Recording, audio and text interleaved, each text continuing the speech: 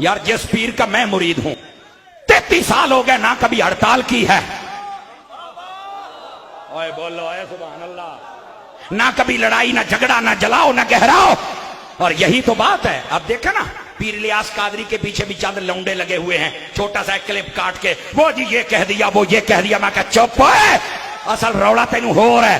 पीर इलियास कादरी साहब ने पीरी मुरीदी का रंग बदल दिता। समझ आई ना? पहले होता था कि आओ मुझे यहां लंगर दे के जाओ, मैं दरबार से रखांगा कुत्ते, मैं रखांगा शेर, मैं रखांगा घोड़े, मैं रखांगा तितर, मैं बढ़ावांगा कोठियां, मैं बड़ा लवांगा पराडुआ। इलियास कादरिया क्या है? कुछ नहीं बढ़ाना। ये बनेगा तो मदरसा बनेगा या मस्जिद बनेगी। एक मिनट मैंने कहा सर रौला ये है, इसने कौम को बता दिया है कि यार अपनी अकीदतें न लुटवाओ, गौसे आजम के सच्चे नौकर तो बन जाओ ना। असल मसला ये है। और क्लिप काट के ये बातें की और खुदा के बंदो। और इस बात को भी समझो, लॉकडाउन आया, पूरे कराची में 26,000 सादात घराने को लंगर दिया। सादात असली ते नस्ली सैयद। तकड़े होके बोलो, तकड़े होके बोलो, तकड़े होके बोलो। असली नस्ली होता ही वो है जो अहले बैत का भी बाद अबो, सहाबा का भी बाद अबो लोगों को दिया। और फिर हमारे खून को इलियास कादरी ने जाया नहीं होने दिया। फरमाया जाया नहीं करना, बोतलों च कढ़वा के ना थैलीसीमिया के बच्चों को दे दो। समझ आ रही है? खिदमत की। कराची में बारिशें आ गई, सैलाब आ गया, लंगर बांटा। सदर पाकिस्तान, वजीर आजम पाकिस्तान, इदारे, फौज सब ने शाबाश दी, लेटर जारी किए। इलियास कादरी दी गुड्डी चढ़दी वेख के ना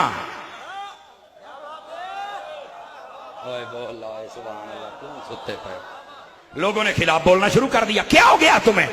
न कर ऐसा। इस बुजुर्ग ने जो काम किया है सदियों तक याद रखा जाएगा। समझ आ रही है?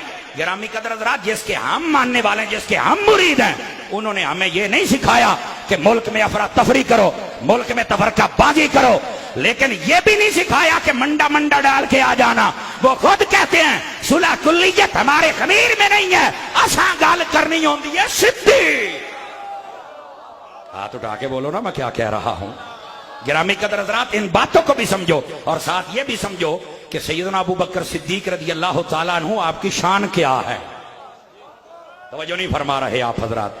हजरत सिद्दीक अकबर रज़ी अल्लाह तआला अन्हु आपके साथ जो मोहब्बत करे ना उसका भी बेड़ा पार हो जाता है। लेकिन ये बताओ कि हदीसें कितनी हो गई थी ताकि आगे आ जियो पंजतन पाक दे मनने वाले बैठे ने जनाब। हदीसें कितनी हो गई थी? 5। वो हदीस मैंने ये सुनाई थी कि अबू बकर ज्यादा नमाजें, ज्यादा सजदे, ज्यादा सदके इसकी वजह से नहीं, बल्कि इसके दिल में एक शय है। और वो क्या था? तेरे और मेरे नबी का प्यार है। अब सुनिए हदीस छठी, मेरे ख्वाजा की छठी। इधर देखिए, अल यवाकीतुल जवाहिर, चासनू भी चासना आवे तो मैं हाजिर हूं। अल यवाकीतुल जवाहिर के अंदर, माशाल्लाह सब भाई आ गए, अल यवाकीतुल जवाहिर के अंदर यह बात मौजूद है। अल्लामा अब्दुल वहाब शारानी रहमतुल्लाह अलैह ने आप इस रिवायत को लिखा है। तवज्जो है तो सुनाऊं आप हज़रात को।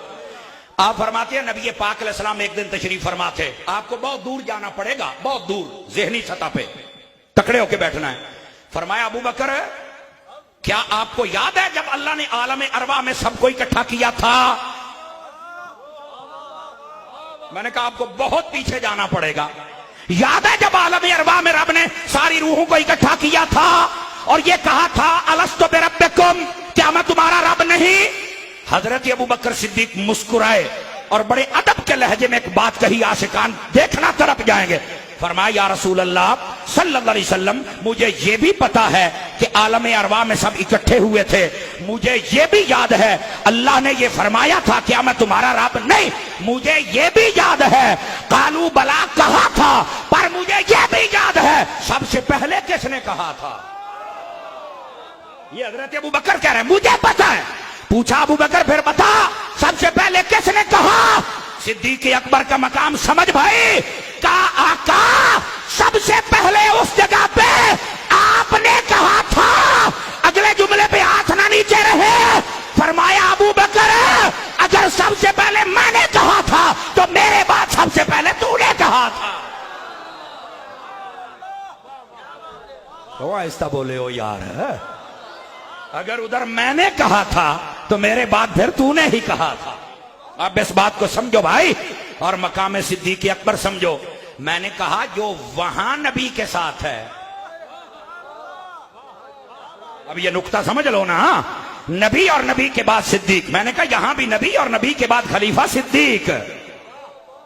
अब जरा एक जुमला सुना दूं आप हज़रात को, अगर आप थोड़ा सा तवज्जो